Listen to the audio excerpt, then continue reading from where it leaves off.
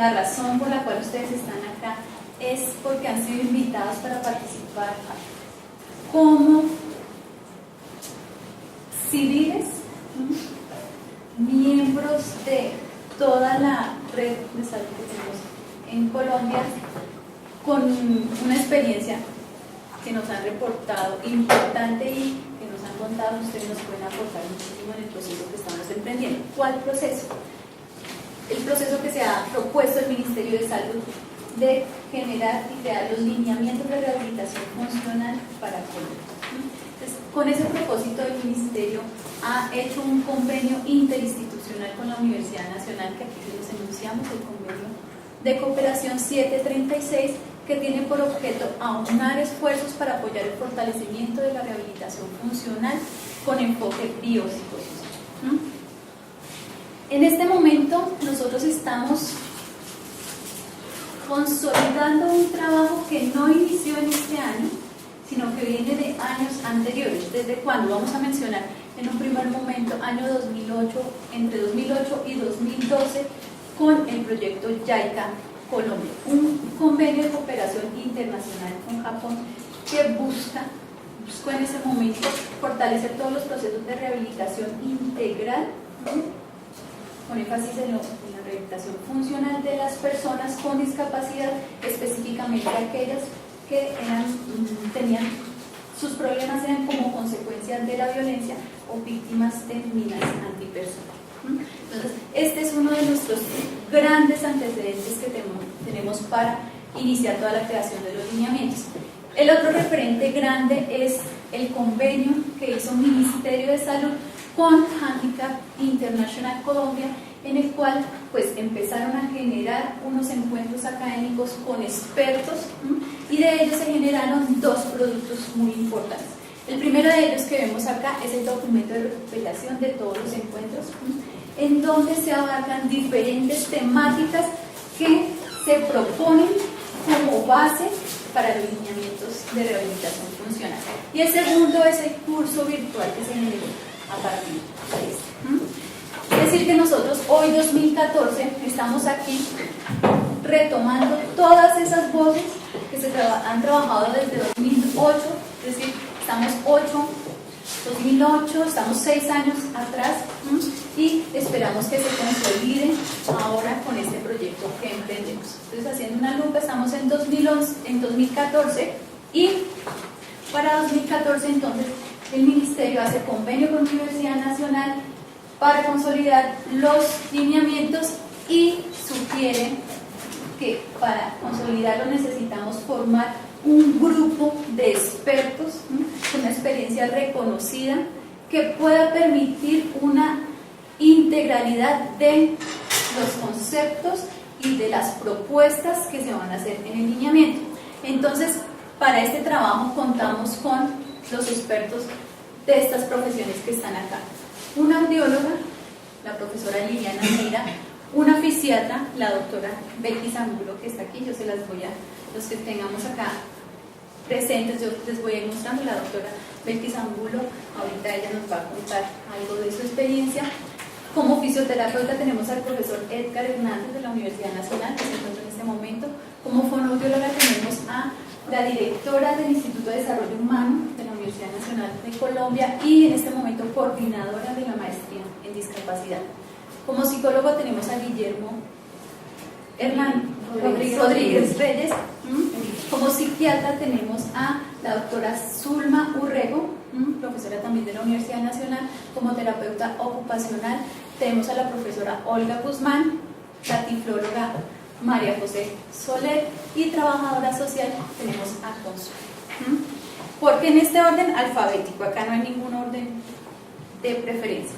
A partir de este equipo de expertos, más bien, además de este equipo de expertos, contamos con un equipo base en cabeza mía, dirección, coordinadora científica, tenemos a Elizabeth, fisioterapeuta.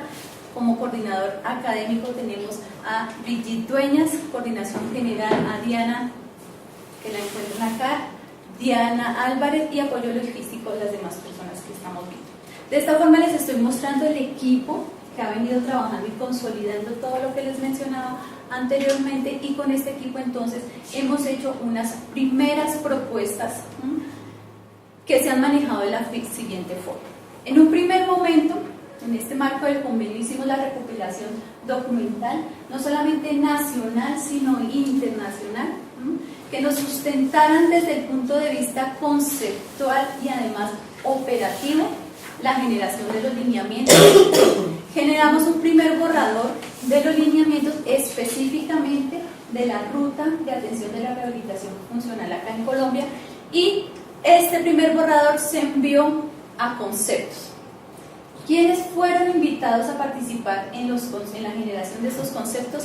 Todas estas asociaciones: Asociación Colombiana de Fonoaudiología, de Audiología, de Terapia Ocupacional, Fisioterapia, etcétera, hasta la Federación Colombiana de Optómetros. Es decir, que quisimos que participaran la mayor cantidad de asociaciones y colegios que representaran a todos aquellos actores del sector salud, no solamente desde el punto de vista profesional, sino académico. Ahorita les vamos a contar quiénes de ellos ya nos han enviado conceptos, que esa es la razón principal de esta mesa.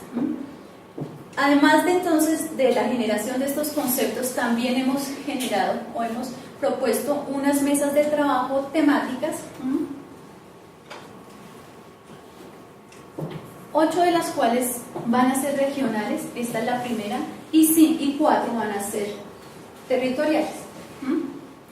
Perdón, 8 locales y 4 regionales, nos vamos para territorio.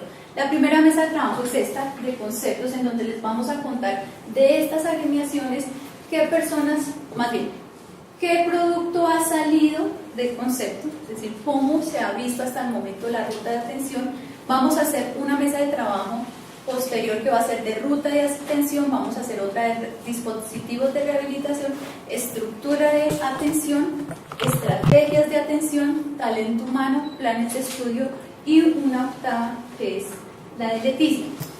Leticia, que representa, o es uno de los centros de la región amazónica, va a ser una mesa local porque vamos a convocar personas solamente de Leticia. Es muy difícil que todos los otros departamentos lleguen a Leticia, por lo general siempre el centro es Bogotá, por lo tanto pues se menciona que Leticia va a ser regional, con participación, pues vemos acá región amazónica. Regionales vamos a tener una mesa de trabajo en la región Caribe, vamos a ir directamente a Cartagena, región suroccidente vamos para Cali, región centro-occidente vamos para Medellín y región centro-oriente vamos para Tunja. ¿Cuál es el propósito de las mesas? Seguir recopilando insumos que ayuden a nutrir y a fortalecer el lineamiento que estamos proponiendo. Esta es la generalidad de todas las mesas de trabajo. Ahora les voy a presentar el trabajo específico de hoy. Entonces, bienvenidos. Antes de entrar, entonces, sí quiero que conozcan un poco más a nuestros expertos. Entonces, doctora Belkis, si quieres comentarnos algo de tu trayectoria, bueno, tu participación como tal en el proyecto. Soy médica fisiatra, especialista, soy médica general de la Universidad Javeriana de acá de Bogotá, especialista en medicina física y rehabilitación de la Universidad del Valle, especialista en docencia universitaria también de la Universidad del Valle. Trabajé en el proyecto desde el comienzo, el proyecto JICA, desde el comienzo hasta el final, pero antes de ese proyecto hubo un proyecto directamente con la Embajada de Japón, que fue la parte de remodelación y desarrollo tecnológico de la unidad de medicina física y rehabilitación del Hospital Universitario del Valle. Las que van a ir a Cali necesitamos cuadrar para que conozcan la unidad, que no sea solamente, sino que tengan la oportunidad de conocer la unidad de medicina física y rehabilitación. Vengo trabajando en estos temas, o por lo menos en rehabilitación, ya 24 años, y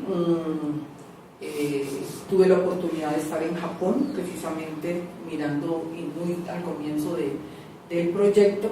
Actualmente soy la presidenta de la Asociación Colombiana de Medicina Física y Rehabilitación, cargo que entrego al final de esta semana, pero sigo vinculada porque asumo la tesorería de la de la asociación. Entonces es como una rotación interna realmente lo que hicimos. He participado en el proyecto desde el principio con muchas ganas, con mucho entusiasmo. Por supuesto que estuve también en los encuentros académicos con el ministerio. Entonces como que ha sido una gran satisfacción empezar a ver que como que las cosas están como ya como cristalizando, ¿no?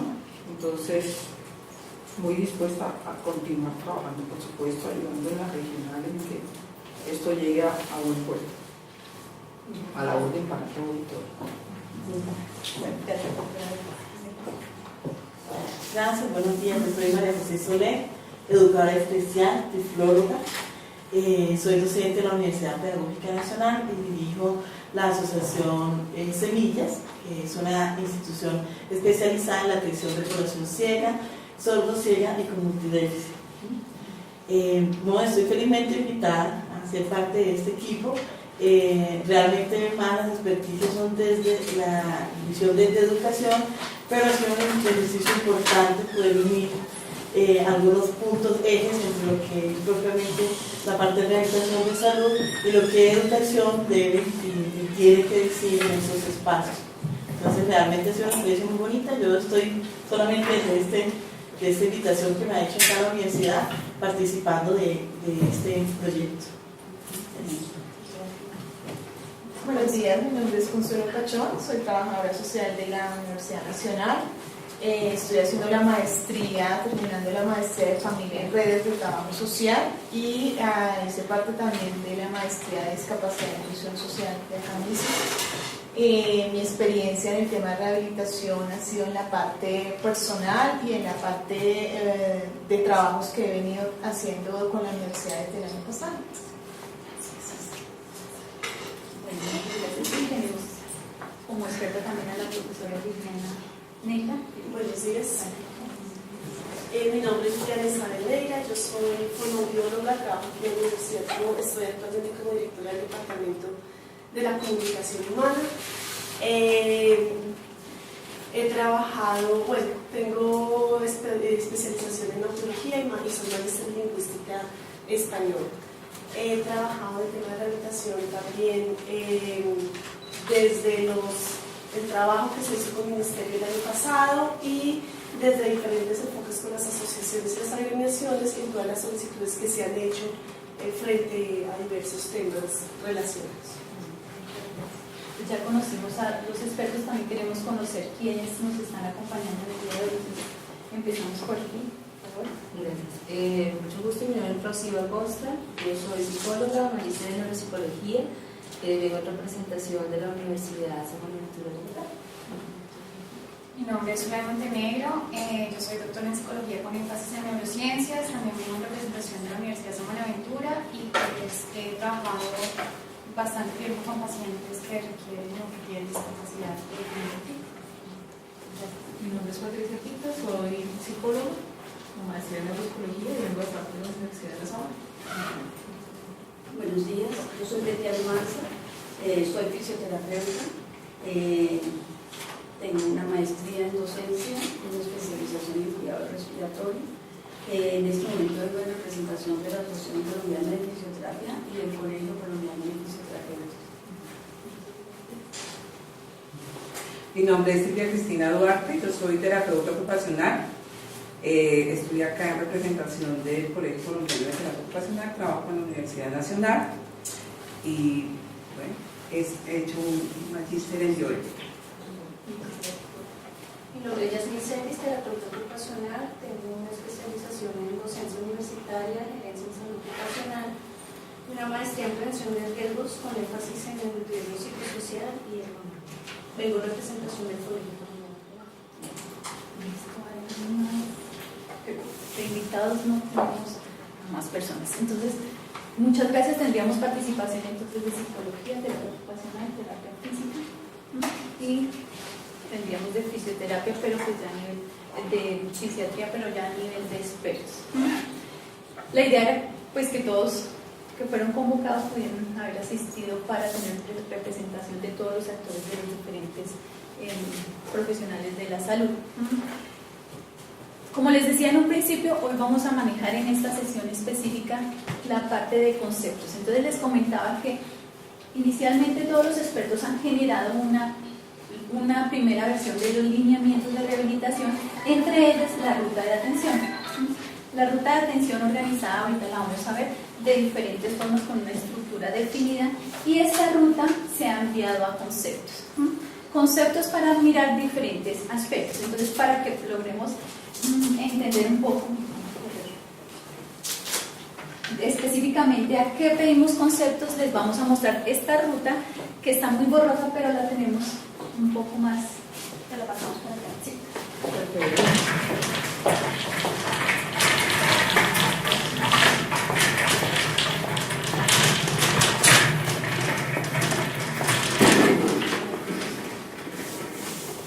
La ruta de atención entonces generada por los expertos tiene en cuenta varios aspectos.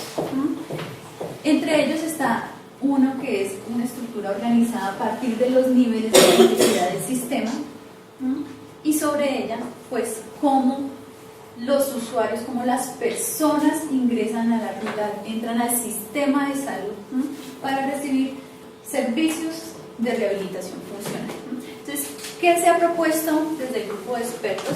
Que la ruta se active. Les voy a dar en términos generales, esto tiene mucha más profundidad, pero en términos generales para que hagamos aquí la participación, que es lo que buscamos hoy en la mesa.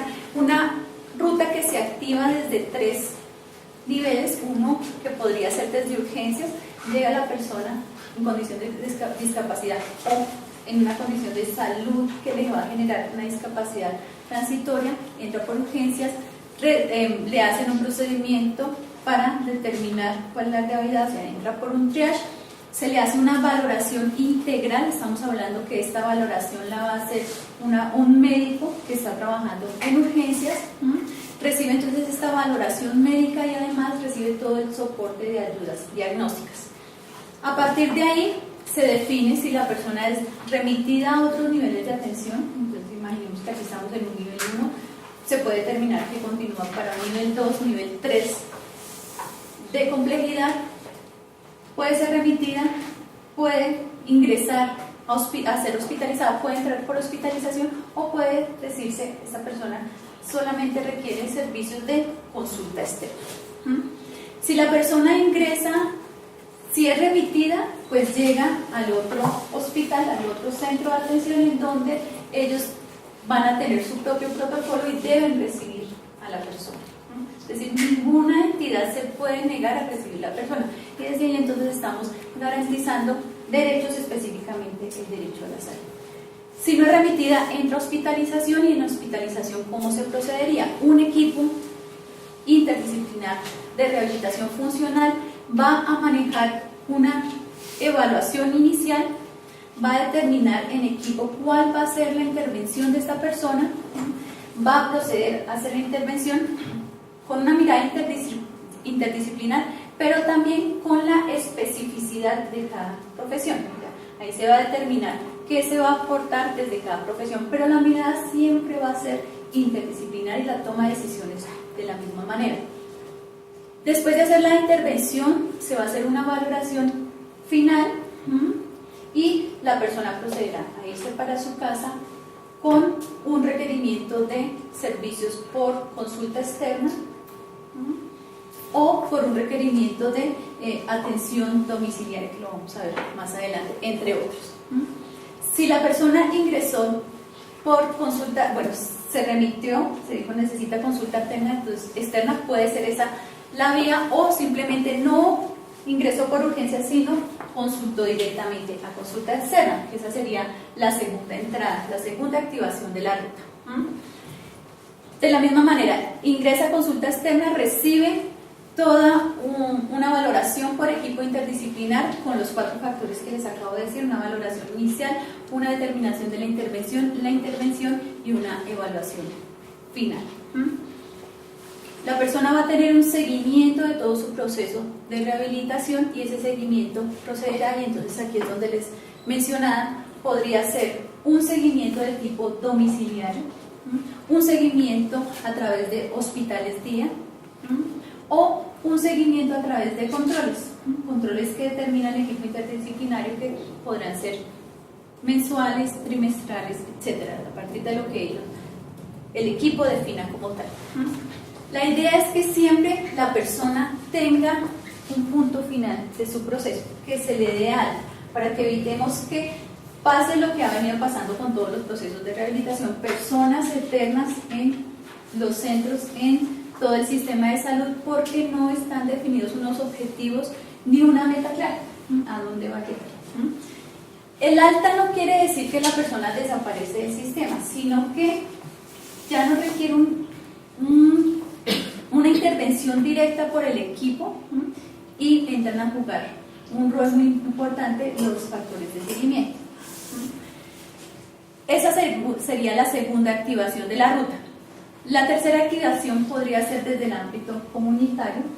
Entonces, la persona no está asistiendo al sistema, pero alguien que esperamos y pensamos que sea alguien de salud pública, un funcionario de salud pública, detecta que hay una persona con discapacidad en X lugar y hace la conexión de esa persona con el sistema.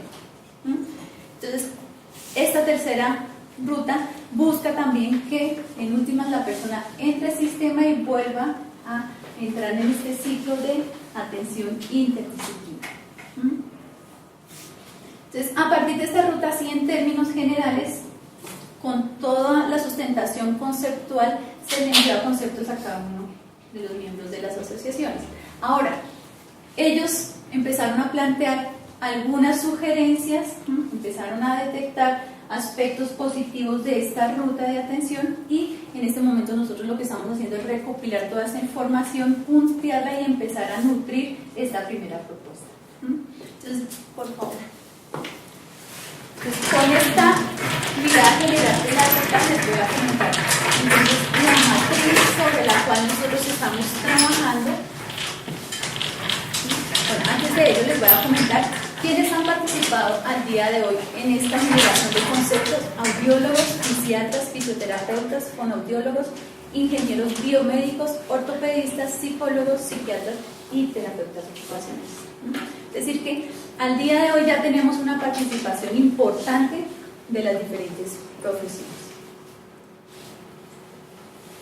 Esta es la matriz con la cual nosotros estamos revisando estos aportes de las diferentes entidades.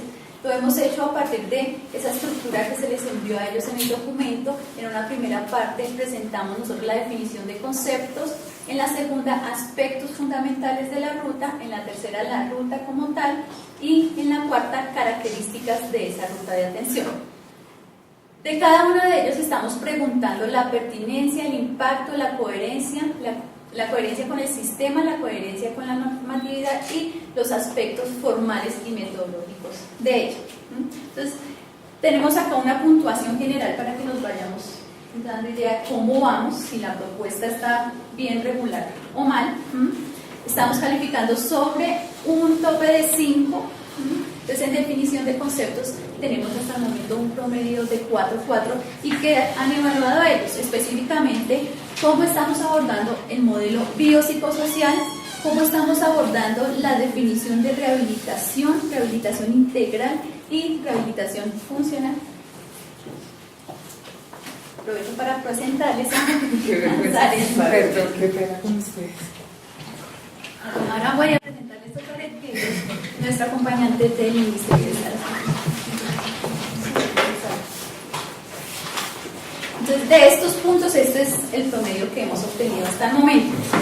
De los aspectos fundamentales como la accesibilidad, los derechos, el referente conceptual que es el modelo biopsicosocial, la organización por niveles y la formación de los profesionales que se espera que deban tener para poder cumplir todo lo que se está proponiendo en el lineamiento.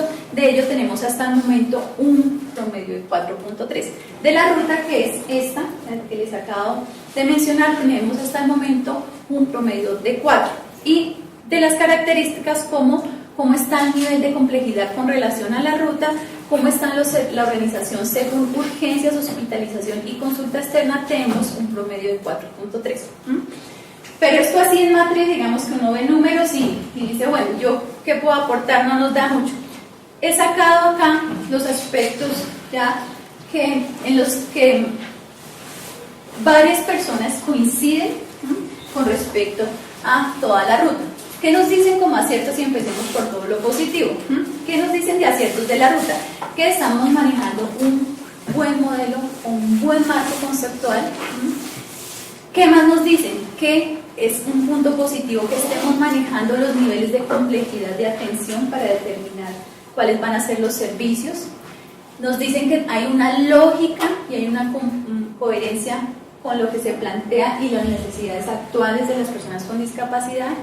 Nos dicen que estamos mirando toda la atención de forma integral. Nos dan como punto positivo que sí se están viendo el enfoque de derechos y el enfoque diferencial dentro de la propuesta.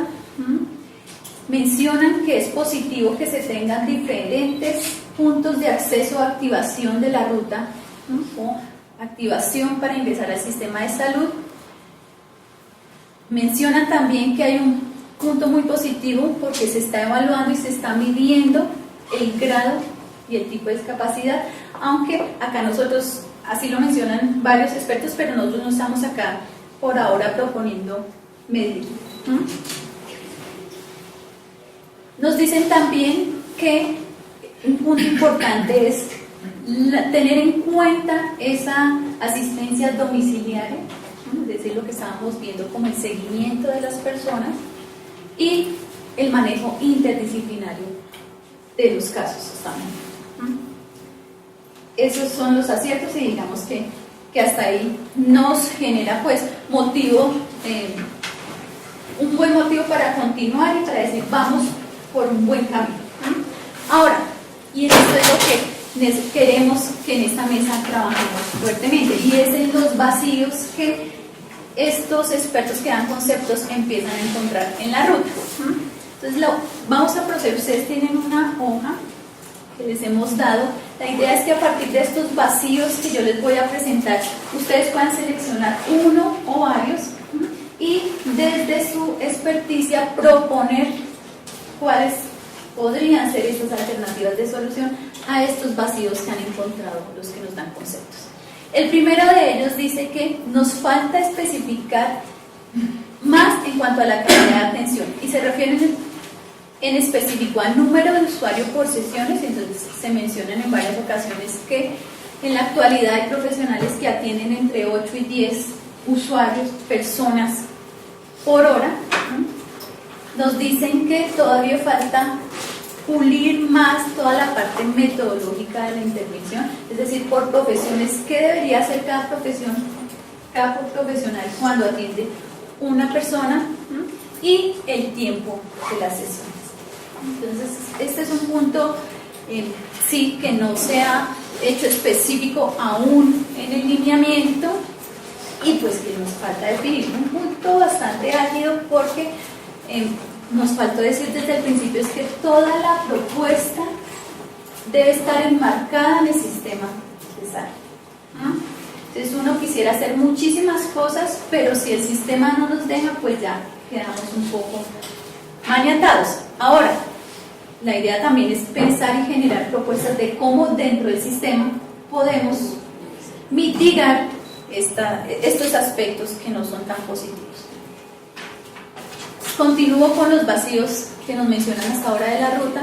Nos dicen que no hay unos límites, no se han definido unos límites y unos alcances en cuanto a la atención que van a tener las personas dependiendo del tipo de discapacidad. Así lo mencionan. Unos lo dicen como la condición de la persona, o sea, si vamos a definir qué va a pasar con las personas que tengan alguna condición motora, sensorial, etc. Nos dicen también que no están por ahora definidos los mecanismos de control y seguimiento para verificar que realmente la ruta tenga su tránsito real por los diferentes niveles de atención. Nos dicen que no hemos definido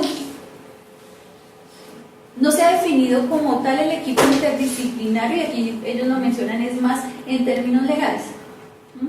Pasa algo, imaginemos, en hospitalización, y a quién va a asumir la responsabilidad si fue en el proceso de rehabilitación.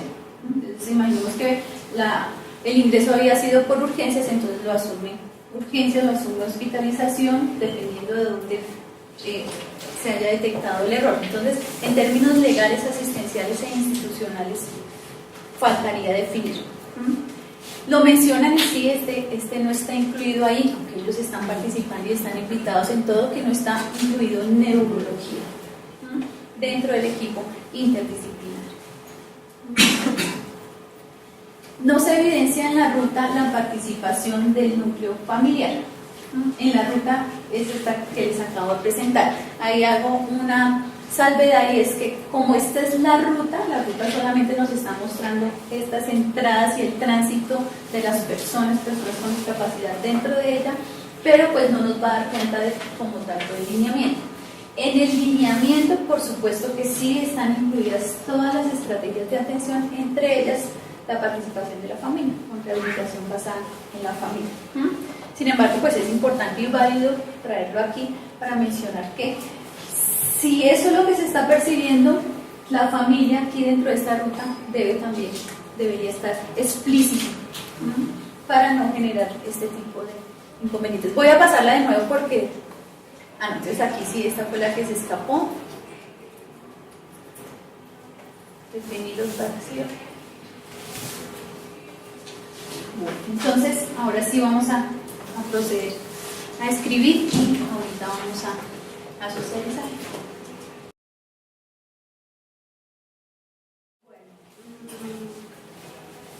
Desde mi experiencia personal, yo considero que la comunicación interdisciplinaria se rompe en algún momento por falta de, ¿cómo se llama?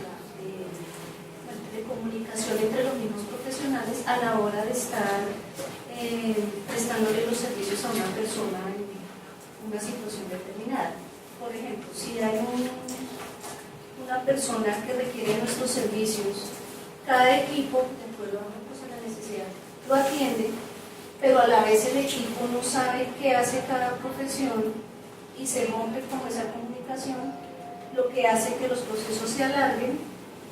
Cada uno genera sus resultados desde su experiencia profesional, pero a la vez el equipo interdisciplinario desconoce cuál fue todo el proceso, el seguimiento y el control con esa persona. Por lo tanto, pues yo sugiero que cuando una persona entra al proceso de rehabilitación integral, esa comunicación nunca se rompa, porque la persona puede tener la sensación de que no se le presta la atención suficiente, lo mismo puede pasar con la familia, y fuera de eso llega a tener un proceso tan largo.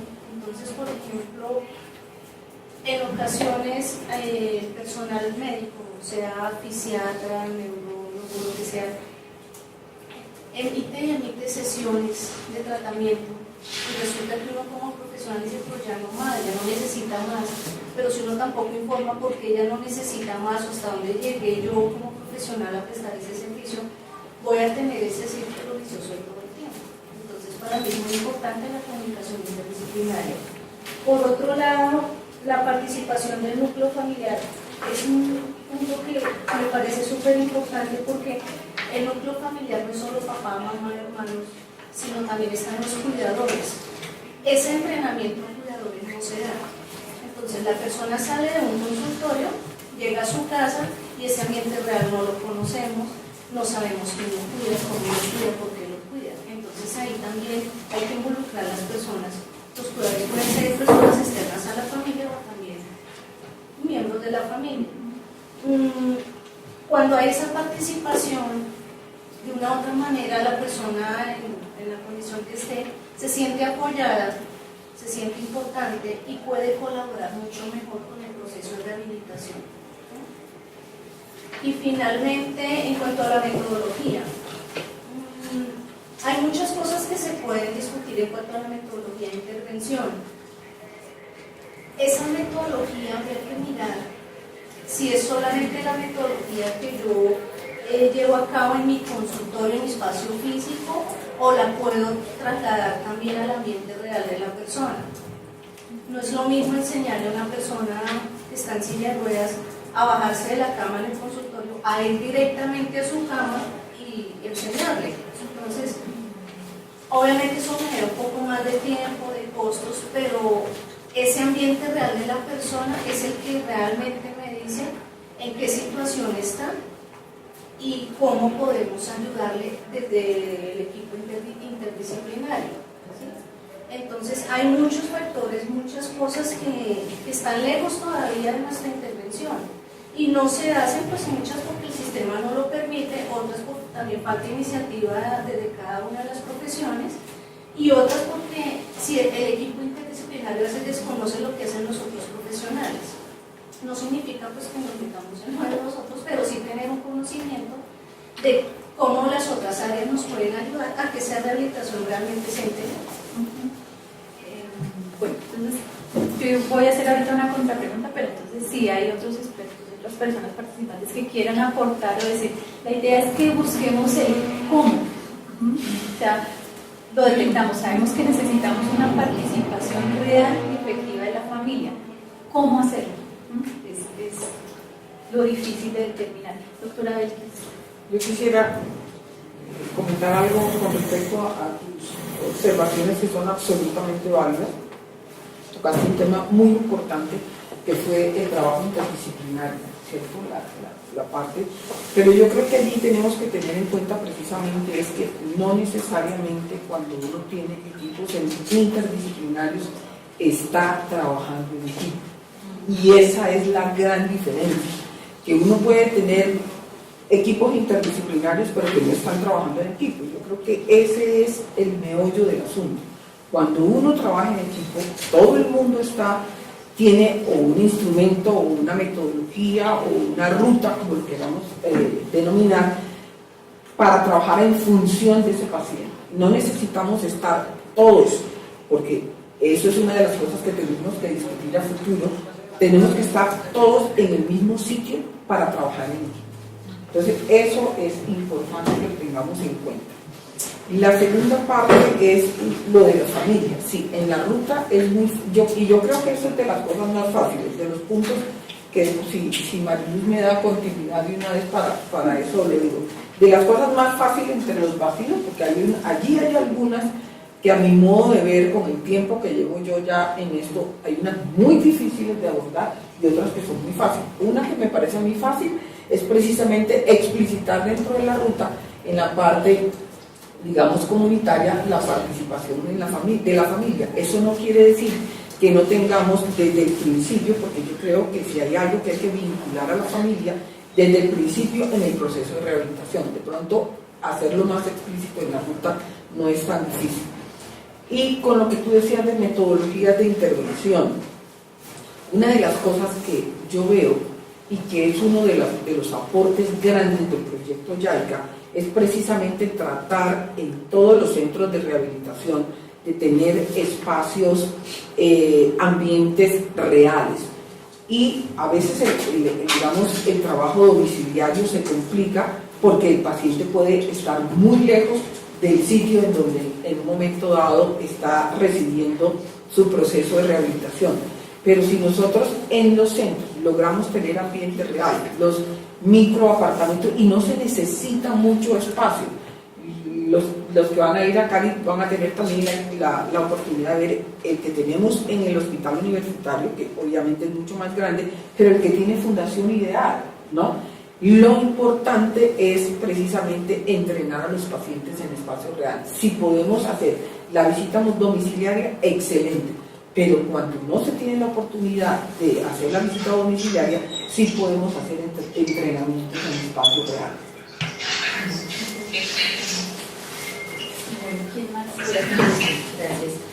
Básicamente yo reuní todos los vacíos en dos aspectos, lo que tendría que ver directamente con la ruta y el segundo con los equipos de intervención. Básicamente lo que veo de la ruta es que en este momento su planteamiento entonces es absolutamente general.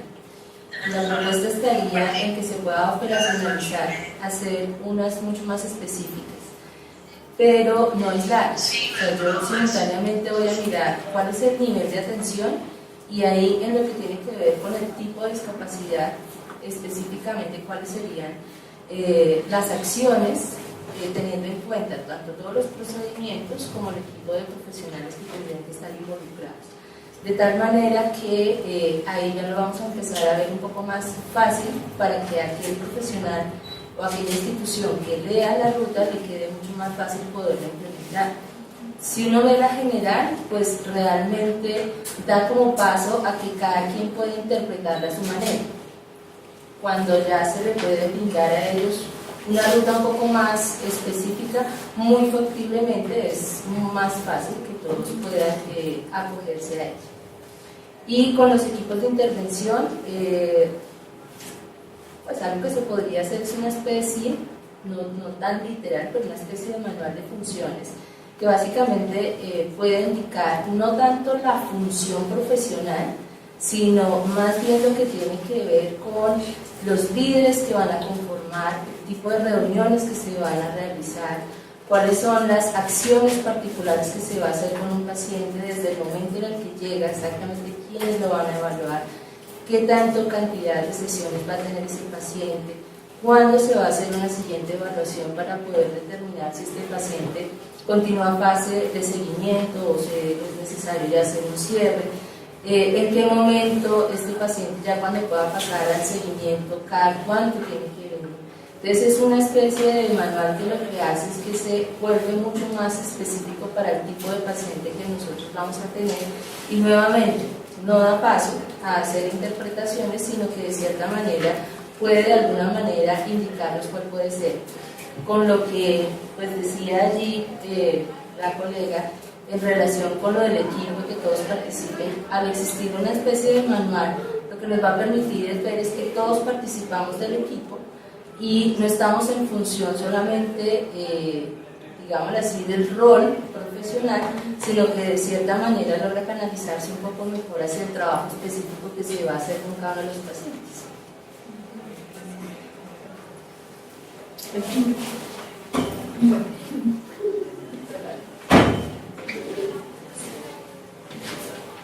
Sí.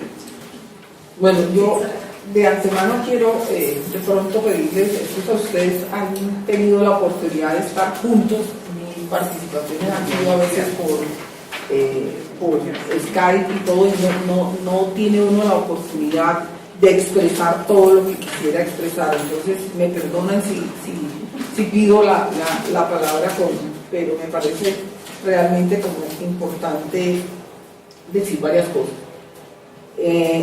Voy a referirme a lo que yo tengo acá, ¿no? Y el aporte de la compañera que tiene que ver con algo.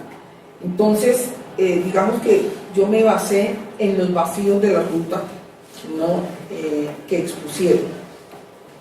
Entonces, hay unos, como les decía, que me parecen supremamente fáciles de incluir, otros que son mucho más difíciles, ¿no?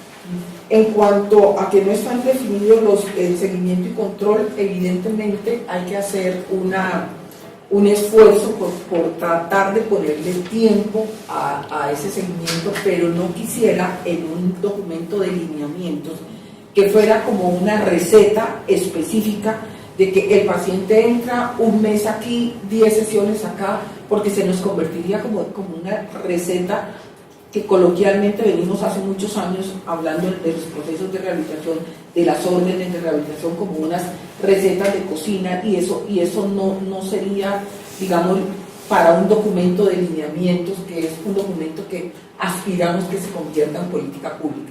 Si bien es cierto, no podemos ser tan generales, porque evidentemente hasta el momento la ruta es un poco general, tampoco me gustaría que fuera tan excesivamente específico que encasillara digamos, al profesional en su ejercicio. Eso también va de la mano. Hay momentos en que la ruta se nos imbrinca un poco con la estructura, ¿no? Y en la estructura sí nosotros podemos determinar muy claramente los profesionales de acuerdo al nivel de atención y las acciones de esos profesionales de acuerdo al nivel de atención, sin irnos tampoco a la, digamos, a la minucia de la intervención como tal. Yo, por ejemplo, hacía en las observaciones del documento, cuando mandaron en la parte, por ejemplo, de fisioterapia, me acuerdo tanto, el nivel 1 decía diatermia, marcha, y yo me ponía a pensar, si allí hay un líder que pueda generar en un momento dado la consecución de un láser, por decirte algo, entonces no lo van a poder utilizar allí. Si el terapeuta quiere salirse, tiene las competencias para salirse un poco más de ese encasillamiento, no lo podría hacer. Entonces nosotros tenemos que cuidar muy bien el rol de las profesiones, pero no llevarlo a la especificidad tan tremenda de decir qué puede hacer y qué no puede hacer una persona en el nivel 1 o en el nivel 2, porque estaríamos coartando un poco la libertad del profesional en su ejercicio, ¿no? Eso es. Hay profesionales que trabajan tanto en el nivel 1 como en el nivel 3, y uno ve que aún en el nivel 1 tienen iniciativas y todas las cosas que antes favorecen los procesos de rehabilitación, así no estén en el nivel 3, ¿no? Entonces, digamos que en el seguimiento y control hay que concretarlo un poco más sin llegar a ser no tan limitantes, ¿no? El equipo interdisciplinario, como decía, es mucho más fácil explicitarlo en la parte de estructura, que de hecho está el organigrama, por decirle lo que propusimos nosotros como estructura. Igual la participación de la familia. La metodología de intervención, como lo decía ella, hay que tratar, pero metodologías de intervención hay muchas. Entonces, en un documento de lineamientos, digamos que no nos podemos casar con una específica, pero si nosotros atendemos a la recomendación del proyecto JICA, que entre otras cosas, parte de esas recomendaciones ya están en política pública, porque si uno ve, por ejemplo, actividades de la vida diaria, ¿no? Ya está inmerso, explícito en algunas normas. Entonces sí tenemos nosotros en un momento dado como un instrumento para tener proyección, para tener límites y para tener, digamos, una metodología en general no única, pero sí que de pronto vaya trazando el proceso de rehabilitación para poder alcanzar algunos logros. Talones de Aquiles dificilísimos la cuestión, pero yo creo que sí tenemos que tratarlo y mirar a ver cómo lo plasmamos sin que tampoco sea en la parte de calidad. Y la calidad está inmersa allí en varios aspectos que dijeron en los vacíos: el número de usuarios por sesión y el tiempo de cada sesión. Eso yo creo que nos va a llevar una discusión muy grande. Indudablemente yo no creo, honradamente, yo no sé los terapeutas que piensen, los líderes que están acá, que cuando uno tiene 8 o 10 pacientes por sesión pueda darle calidad a un paciente. Pero desafortunadamente eso nos cogió tanta ventaja que tenemos que tener también los pies sobre la tierra para no ir a estrellarnos tampoco. Y es hasta dónde o cómo vamos a hacer nosotros, si en un documento de lineamientos también, o vamos a intentar trabajar eso en la normatividad de habilitación, que en habilitación sí nos da mayores herramientas en un momento dado, o si queremos dejarlo planteado desde aquí de un documento de lineamientos. Mi llamado de atención es en un documento de lineamientos que nosotros tenemos que mirar este aspecto. Tenemos que tocar, indudablemente ha sido la parte de calidad, pero no sé hasta qué punto podamos decir el número de pacientes máximos por atención son 4 por hora, 6 por hora o 8 a 10 por cada media hora, como es las cosas que uno se escapa de que les dé infarto, ¿no? Pero, y el tiempo de atención. El tiempo de atención Desde que nacimos en rehabilitación venimos trabajando un paciente cada media hora o un paciente por hora dependiendo de la patología. Yo creo que esos dos aspectos de calidad van a ser difíciles, pero los tendríamos que abordar, pero tampoco pensaría que en un documento de lineamientos quedara específico de que un terapeuta tiene que atender 3 pacientes por hora o 2 pacientes por hora o 1 paciente por hora, cuando hay otro tipo de normatividad que nos puede llevar a eso. Definitivamente hay que retomar el tema de calidad. No te di la palabra porque pensé que era una concierto que decía la... Bien. Yo quisiera decir que tal vez lo de calidad de atención y límites y alcances podrían estar unidos. Viéndolo desde el punto práctico, yo pensaría que se podrían plantear más que niveles de discapacidad, unos niveles de funcionalidad. Y dependiendo de ese nivel de funcionalidad, dependería, digamos, el número de personas. Es decir, yo no puedo tener una persona con una funcionalidad que es muy baja o muy limitada, con uno de una funcionalidad alta, y asimismo debe ser el tiempo de intervención. Entonces yo creo que sí, lo que se podría establecer más que decir cuánto tiempo son los niveles de funcionalidad, quién sería de una funcionalidad baja, alta o media, y de acuerdo a eso sí se podría, digamos, como mirar cuál podría ser un tiempo estimado, ¿sí? O un mínimo de tiempo que requeriría esa persona para lograr dentro de ese nivel su máximo de funcionalidad. Y con relación a pues todo lo que son los niveles de complejidad, pienso que si bien no se puede mencionar, digamos, como exactamente cuál debe ser el rol de cada profesional, sí deberían haber unos mínimos, ¿sí? Como qué es lo mínimo que como profesional yo le puedo ofrecer a esta persona de este nivel de funcionalidad para que logre una rehabilitación funcional. Eso es, digamos, como... Para complementar un poco lo que se ha planteado, yo creo que efectivamente los niveles de funcionalidad deben estar asociados al nivel pronóstico. Yo creo que esa evaluación inicial debe establecer realmente cuál es el pronóstico de cada paciente, y dependiendo de ese pronóstico se debe establecer la intensidad con la cual se debe trabajar, y digamos si se requiere un manejo individual o si se puede hacer un trabajo, digamos, un poco más en grupo. Yo no sé si es algo que sea relevante. Sí, yo creería que sí. O sea, yo creo que hay algo que yo he visto que es un vacío grande en todos los programas de rehabilitación que yo he conocido, y es que usualmente el manejo de rehabilitación se hace de forma aguda. O sea, se hace una intervención buscando mejorar, digamos, el nivel de independencia en la cotidianidad, pero yo creo que un programa de rehabilitación, y más si está, digamos, si está determinando los lineamientos generales a nivel, digamos, nacional, debe buscar más que la independencia y la funcionalidad en su entorno, debe buscar qué tanto ese paciente es capaz de reintegrarse de forma laboral, social y, digamos, a nivel ocupacional. Y no sé si es que, obviamente no conozco el documento en detalle, no sé si esos elementos están en el documento y no los conozco, pero sí sería importante que ese proceso de seguimiento esté orientado también a ver cómo ese tipo de herramientas que se le dan al paciente durante los programas de intervención están orientados a que se le facilite recuperar ese nivel de independencia social y ocupacional que tenía previamente. Les haría una aclaración, y estos lineamientos son de rehabilitación funcional, más no integral. ¿Qué busca el lineamiento?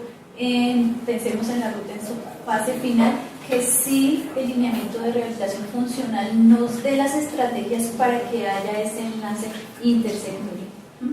¿Para qué? Para garantizar que la persona pueda pasar a la rehabilitación integral. Es decir, que acá la rehabilitación funcional hace parte de la integral, pero el lineamiento no va a dar cuenta de manera minuciosa y específica de la integral.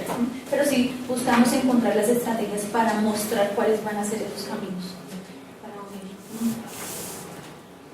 Bueno, con respecto a lo que ya han hablado y lo que yo he visto en la ruta, yo veo dos puntos de gran dificultad que de pronto tendríamos que mirar mucho más. Es tanto si la parte es la evaluación del equipo interdisciplinario. Me parece que donde habría que trabajar mucho en el cómo es cuál es esa evaluación interdisciplinaria y cómo ese equipo realmente tiene que estar capacitado, porque realmente en la formación no hay ese trabajo interdisciplinario, entonces tocaría es determinar la evaluación, qué tipo de evaluación se hace y cuál, de acuerdo a ese concepto que dé el equipo, sería el punto a seguir. Me parece que ahí está el vacío, el gran vacío, y que parte del trabajo es la capacitación a ese equipo interdisciplinario.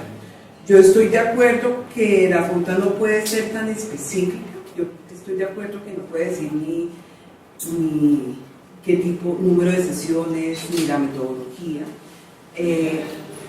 Creo que debe, la propuesta que hacen de niveles de funcionalidad, pues es una alternativa, pero me parece muy importante sí establecer y que todos pues, tengamos claro que los alcances de la ruta no nos van a definir, no nos van a dar las respuestas de todos los que trabajamos en rehabilitación.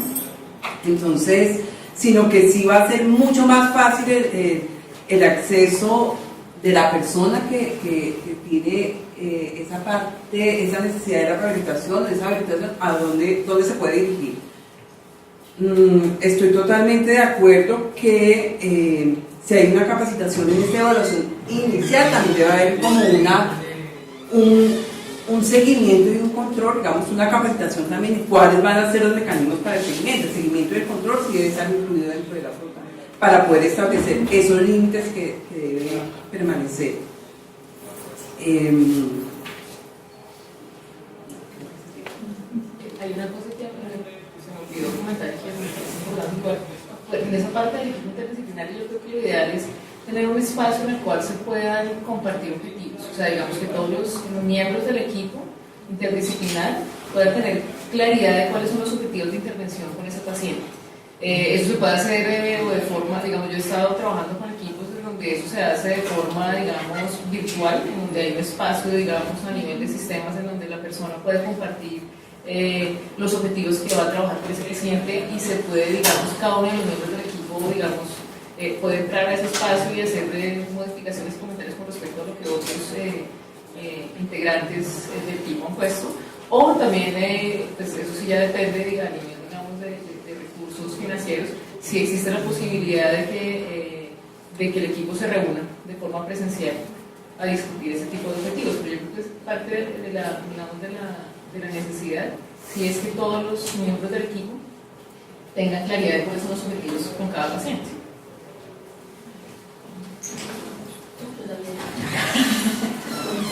Bueno, yo quería hacer unos comentarios frente al tema de lo familiar. Siento que al alineamiento aún en construcción están digamos, se parte de un enfoque biopsicosocial y pareciera que toda la ruta está más enfocada en lo bio y psico que en lo social. Cuando yo estoy de acuerdo también que no debe haber una especificidad de intervención en cómo se debe tratar a la familia, pero sí estoy de acuerdo en que la ruta no debe seguir manejando, informar a la familia, participar. Pero ¿qué significa participar la familia? Participar la familia no es solo escuchar, participar la familia es que haga parte del proceso de toma de decisiones dentro del proceso de rehabilitación. Es lo que no sucede cotidianamente. La familia y la persona con discapacidad son parte de la toma de decisiones de un proceso de rehabilitación. Es informar, mas no hace parte de esa toma de decisiones. Y una parte del vacío de eso está en que no se conoce la familia como tal, sus vínculos y sus redes familiares y sociales que le pueden aportar a la rehabilitación funcional de la persona. Entonces, la ruta yo sí creo que tiene el alcance de permitir decir, es eso, cómo la familia, no con esa especificidad, pero sí cómo la familia hace parte de este proceso y cómo el equipo y cada profesional debe entender que la familia, si bien no tiene un conocimiento médico, sí tiene un conocimiento de la persona y la persona sabe cómo es su cuerpo y también sabe de su cotidianidad. Ahorita el actual informe que acaba de salir hace tal vez 2 meses de toma de decisiones con apoyos, las personas con discapacidad están diciendo: yo llego a un consultorio y no me permiten hablar, yo puedo decidir sobre mi salud. ¿Cuál es ahí como digamos, la parte difícil? Las personas con discapacidad cognitiva. Entonces, ¿qué pasa? Entonces se supone que la persona con discapacidad cognitiva no puede tomar decisiones sobre su salud, pero si se conoce el contexto y se conoce a la persona, hay apoyos para que esa persona pueda tomar sus decisiones. Otra de las falencias que dice, bueno, listo, si yo soy una persona sorda, ¿dónde está el apoyo para que el profesional que me pueda apoyar para yo tomar ese tipo de decisiones? Entonces, si la ruta tiene que ver tratar de dar una dirección que permita operacionalizar el tema de la participación real en toma de decisiones de la familia. Hasta el momento no se ha visto. Hemos aquí hablado de todo el tema de rehabilitación como a nivel institucional, pero también está la rehabilitación basada en comunidad, que es cómo fortalezco esos grupos, sobre todo en regiones digamos de más difícil acceso. La rehabilitación basada en comunidad tiene que ser fundamental, porque allá los equipos se tienen que formar para eso, para ayudarle a enrutar a la persona qué hago, cómo lo hago.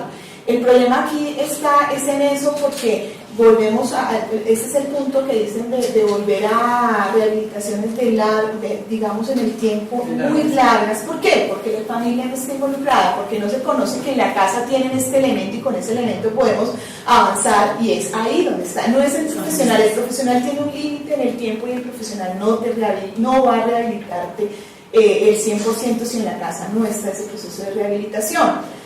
Eso por un lado. Entonces, yo sí pienso que la ruta tiene que tener unos básicos en cómo se involucra a la familia, cómo debe ser esa ética profesional que me permita a mí, a la familia, que la familia esté presente en la voz y la persona con discapacidad, independientemente digamos, de su discapacidad. Porque entonces el instrumento se vuelve funcional y esto es una rehabilitación funcional con un componente, vuelvo y digo, enfoque biopsicosocial, ¿dónde está lo social de este proceso? Eso por un lado. También hay un elemento que se observa, y es que en la rehabilitación, por ejemplo con el tema del neurólogo, uno ha evidenciado que los neurólogos están en una institución trabajando y el equipo rehabilitador está en otra institución, no hay ningún tipo de comunicación. Obviamente que el neurólogo tiene mucha participación en el tema del trabajo de rehabilitación, pero generalmente a veces están en una institución, hoy tú te prestan el servicio de rehabilitación en una sala de terapia ocupacional y el deficiente por allá en otra institución. Entonces, ¿cómo se logra? Yo en algún momento me puse, no sé si eso es un equipo que esté transversal a toda la ruta, o sea, el equipo es un equipo conformado que dé cuenta de todo el proceso del paciente hasta el final, hasta hacer un seguimiento de lo que tú dices. En la ruta sí se plantea algo, y es que si bien esto es una rehabilitación funcional, tiene que estar presente el equipo, tiene que decir para dónde es el paciente, o esta persona. Entonces tiene que estar presente educación, cultura, trabajo, pues para integrar la visión de la persona. Entonces esos son elementos que me parece que sí un poco están faltando ahí para ser muy específicos dentro de la ruta. Podría estar desde que se habla del equipo. Total. O sea, lo que tú dices es parte del cómo, pero digamos que la familia debería estar desde que se está hablando de evaluación, sí, claro, desde que está haciendo seguimiento, digamos que ahí debería estar así. Mira, pensando en lo que dice Consuelo, claro, yo no he terminado mi ejercicio porque yo soy un poco disciplinada para seguir así en público, pero pienso en este momento si podríamos hacer una mirada a dónde va esa funcionalidad. Entonces, verla de pronto desde los grupos de personas que van a recibir el servicio, no la persona como tal, sino, yo hice un esquemita pensando en un equipo conformado por los profesionales, por unos miembros de la comunidad y por la familia, ¿sí? Y en la primera instancia son los grupos de discapacidad o de personas en situación de discapacidad que requieren, ¿sí? Lo que tú decías. ¿Cuáles son esos ajustes razonables? ¿Sí?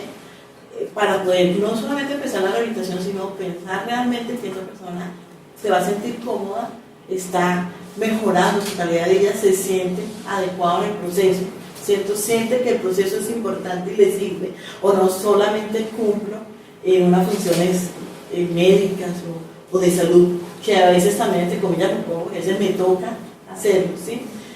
y mirarlo desde los grupos, ¿no? Hace unos días fuimos a ver una reunión con grupos de personas en situación de discapacidad y ellos decían, les expresaban eso, decir, las personas a veces ni siquiera saben que estamos en grupos como dolientes para decir qué necesitamos las personas con problemas motrices para estar en una comunidad, ¿sí? Adecuadamente, o qué necesitamos las personas ciegas, las personas sordas.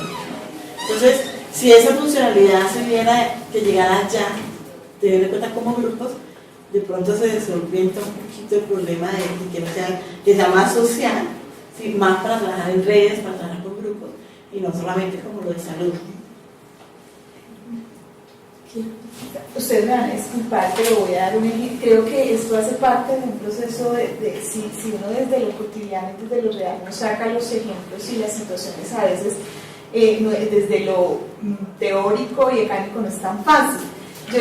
Y es una de las, tú me dejaste pensando en eso, en el tema de cómo capacito al profesional para que entienda eso, porque es que todavía hay un modelo médico ahí muy fuerte en los profesionales. Hace algunos días, personalmente, estoy aquí ya, estuve en una junta médica de rehabilitación. Estuvimos citados la familia con mi hijo para el tema de la toma de decisiones.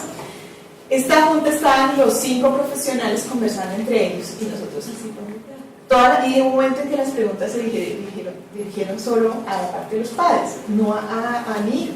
Mi hijo se conoce, mi hijo responde, mi hijo, o sea, ¿por qué no le preguntan a él? Empezando por eso. Y bueno, y nosotros los espectadores, entonces nos dan un momento, vamos a tomar una decisión. Entonces yo intervine y dije, mira, yo pienso que en el proceso de rehabilitación esto y esto, porque Daniel viene en este proceso y entonces yo considero que esto es lo que, y di mi opinión. Entonces el fisiatra me dice, pues ya no hay necesidad de que se salgan ustedes, porque usted me dice que usted aportó a este proceso, o sea, él nunca me preguntó, pero si yo tampoco participo, nada había en el proceso. Entonces ellos tienen, y él se sorprendía porque me decía, pero tú cómo manejarías esto, y lo manejaría de esta forma. Entonces siento que ahí es donde está, ahí es la conexión entre la familia, la persona, porque mi hijo empezó a aportar y porque ellos entendieron que teníamos algo que decir. Y yo les decía, si bien no somos médicos, sí estamos entendiendo y conocemos a nuestro hijo y él se conoce. Entonces, entre todos empezamos a conversar, donde empezamos a dialogar y llegamos a un acuerdo, donde el fisiatra tenía una duda y el hecho de haber conversado despejó la duda para el tratamiento de Daniel. Entonces lo que yo considero es eso, en esos espacios cotidianos, es cómo los profesionales nos sensibilizamos frente a este tema, porque hay algunos que ni tienen idea del tema social, ni que los papás pueden aportar, ni que el chico con discapacidad puede aportar al proceso. Y yo sí pienso que es ahí, en esos microespacios donde se tiene que empezar a generar este proceso. Una cosa, es decir, yo a veces como que en el hoy se me olvida el hace 6 años, ¿no? Porque eso es todo un proceso, ¿no? No puedo decir indudablemente que todo esté funcionando 100% bien en las instituciones que trabajamos en el proyecto YAI, pero ese es uno de los grandes logros, traer los procesos de rehabilitación en las necesidades del paciente y tener muy en cuenta.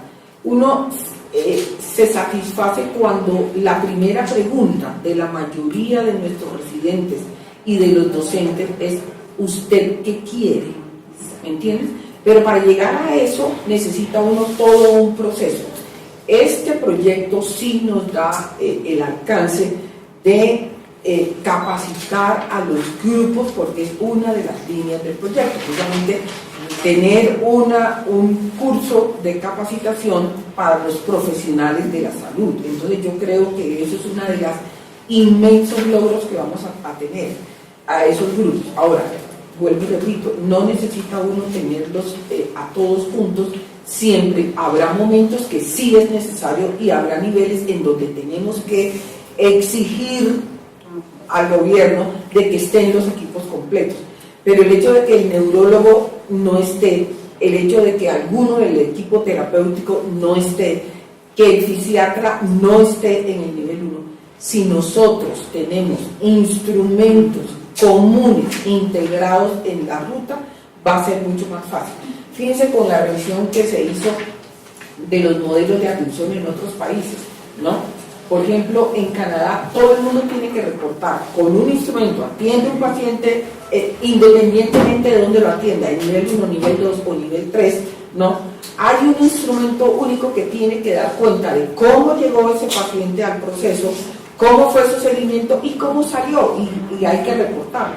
Entonces, ahora, indudablemente las instituciones de las que participamos del proyecto, todas no tenemos el mismo, digamos, instrumento igualitico, pero sí tenemos un eje, y yo vuelvo a hacer énfasis, por ejemplo, en actividades de la vida diaria, ¿no? Entonces nosotros tenemos FIN y WIFIN inmerso. San Vicente de Paúl tiene actividades de la vida diaria con unos, IDEAL también tiene, el comité también tiene instrumentos. Entonces todos a la larga, ¿no? Como comentaba alguien, es el proceso y cuál es el resultado de ese proceso, cuál es el pronóstico desde el principio, y cuando uno tiene establecido el pronóstico desde el principio, puede dar alcance hasta dónde voy a llegar. Y la familia es muy importante para los procesos de rehabilitación, y a mí me parece de lo más fácil es incluir la familia en la ruta, explicitarla, ¿no? Lo que sí tenemos que tener en cuenta es que hay que empoderar a la familia, pero el equipo rehabilitador también tiene que tener un papel, ¿no? De equilibrio entre esos, porque así como por ejemplo en el ejemplo que tú pones, obviamente hay un conocimiento, todo el que tú tienes y el que tiene, como es tu hijo.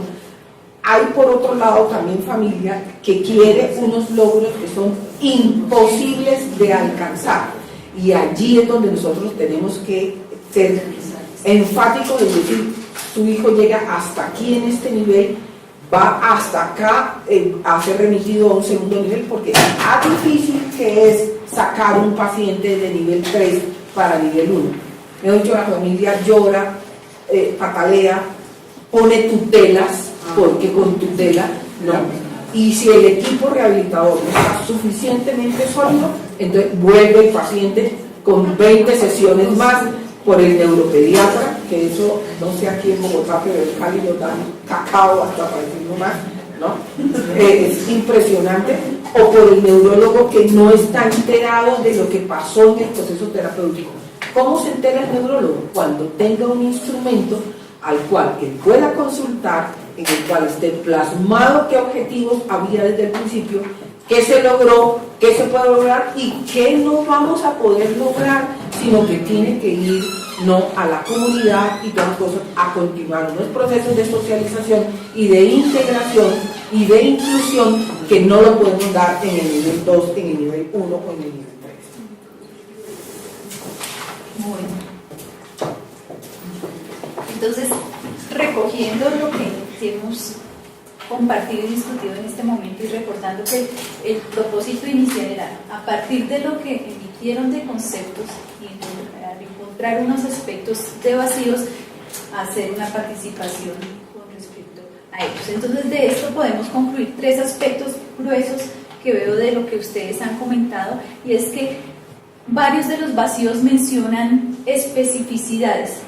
Entonces, uno de los aportes que nos llevamos de esta mesa es que definitivamente el lineamiento no puede llegar a ser tan específico, y esa es una tarea que tenemos que continuar haciendo para el documento, porque si no podemos entrar a decir detalles que no van a primero a ser parte, no forman parte de los lineamientos, porque un lineamiento tampoco puede ser tan específico, pero tampoco podemos llegar a determinar cosas tan generales de tal forma que todo el mundo las interprete como quiera. Entonces, el primer punto es no tanta especificidad.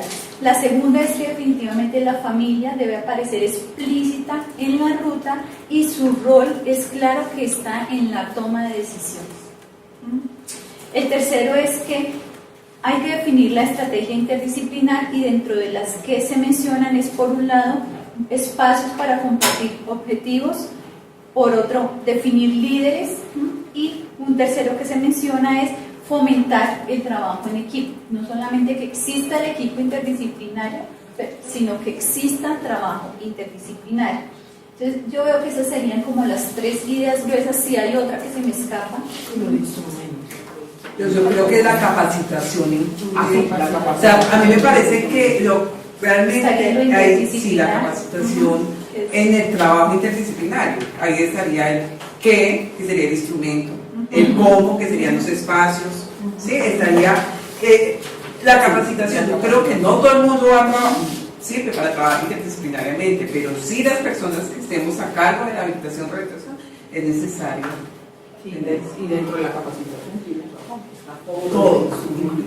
El qué, el cómo, el cuándo, los espacios reales, el poder exigir en una institución, mire, para hacer rehabilitación se necesita mínimo esto, los mínimos de un profesional son estos, cuándo realmente es necesario. Entonces ahí estaría como... En esa misma orden, el mínimo de los profesionales y las capacidades profesionales en ese trabajo interdisciplinar, también reivindicar un poco la autonomía de los profesionales, porque creo que está perdida la autonomía de los profesionales. Es decir, el que yo no tenga la autonomía para decir es que ya no requiere más sesiones, sí requiere, o el que yo sea el que decida, que sea el profesional que hacía ese trabajo individual o grupal, que sea el profesional que decía si necesita uno de esto, que creo que es lo que se ha venido perdiendo un poco entre lo administrativo. Pero estaría bien ahí relacionado con esa reivindicación.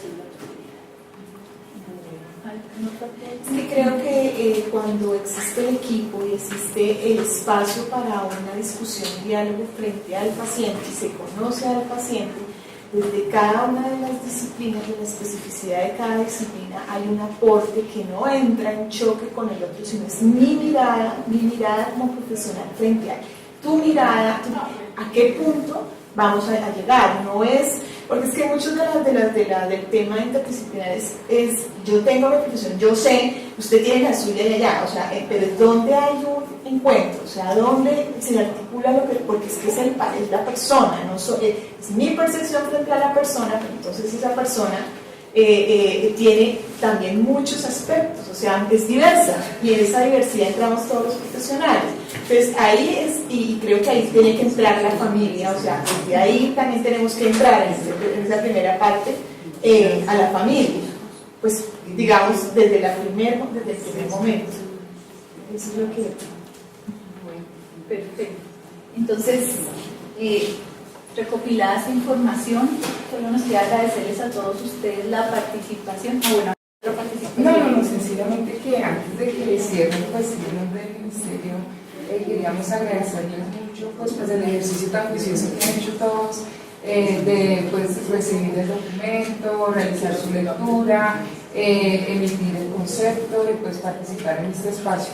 Dame por seguro que nosotros pues a través del equipo de la universidad pues vamos a hacer un ejercicio muy juicioso de recopilar toda la información, hacer todos los ajustes que sean pertinentes y pues en su momento poderles compartir, socializar digamos ya la versión final del documento pues para que esperamos que cumpla con las expectativas que tienen pues los profesionales, que tienen las agremiaciones y pues que tenemos todos los que estamos involucrados en todo lo que tiene que ver con rehabilitación, desde el Estado, desde la academia, desde los profesionales y sobre todo desde las personas con discapacidad, que son como nuestro motivo de ser en este momento. Muchas gracias. Perdón, yo una última precisión que le haría a la doctora Abel, que es cuando habla de los instrumentos, de los formatos donde está la evaluación de la persona. Me surge una inquietud ahí. Yo lleno el formato como equipo, hoy está psiquiatra, ortopedista, fono, teo, armamos un informe, pero resulta que cuando se va en el proceso, como es un proceso que tiene un corto o largo plazo, llega ese formulario a las manos de un profesional que en este momento está tratando a la persona, no pues, que inicialmente trataron a la persona, sino otro nuevo profesional que en este momento de la ruta está aprendiendo. Mira el formato, pero no conoce a la persona. Es decir, ¿por qué lo digo? En la experiencia resulta que quien evaluó, quien lleva el proceso desde la persona con discapacidad es uno. Cuando se hacen las juntas es otro, no es tal persona que conoce a la persona. Lo que pasa es que hay una cosa que también se me olvidó tener en cuenta, es que aún entre las instituciones de nivel 1, las mismas de nivel 2 y las de nivel 3 no tienen las mismas formas de actuar. Entonces allí hay que tener cuidado. Cuando yo digo de un instrumento, ese instrumento con esas capacitaciones que estamos poniendo tienen que tener unas especificidades de acuerdo, ¿no?, al nivel, ¿no? Y cuando tú tienes un instrumento por objetivos, ¿no?, por objetivos, realmente es mucho más fácil, ¿no? Y cuando estos instrumentos tienen no solamente la evaluación del equipo interdisciplinario, sino una parte en la mitad de la evaluación y los logros finales. Si tú tienes eso, cualquier profesional de rehabilitación, obviamente que vamos a tener que hacer un trabajo muy grande de capacitación de los equipos, del personal de rehabilitación, porque honradamente cambiar el disco duro no es fácil. A nosotros nos llevó trabajando 4 años seguidos, y yo les doy una anécdota, ¿no? A veces en los equipos, generalmente lo que venimos haciendo durante muchos años es más, nosotros como fisiatras, más medicina física, que son excelentes la mayoría, y menos de rehabilitación. Yo diría poquitico, poquitico. Miren una anécdota. Yo en mis idas a los consultorios de observación, cómo estaba funcionando el modelo que habíamos instaurado, salió un paciente de un consultorio y salió en silla de ruedas. Entonces yo le pregunté al paciente, ¿dónde está su prescripción de silla de ruedas? No me la dieron. Ah, ¿no me la dieron? Ok, permítame un momentico, esperen un momentico allí, y entré. Y le dije al residente que estaba y al fisiatra, el señor que acaban de atender entró en silla de ruedas. Sí, tenía silla de ruedas. Le dije, ¿y la prescripción de la silla de ruedas? No, pero es que tenía la silla de ruedas. Me salí, cogí la silla, entré al paciente y la volteé. La silla de ruedas decía Unidad de Medicina Física y Rehabilitación. ¿Ok?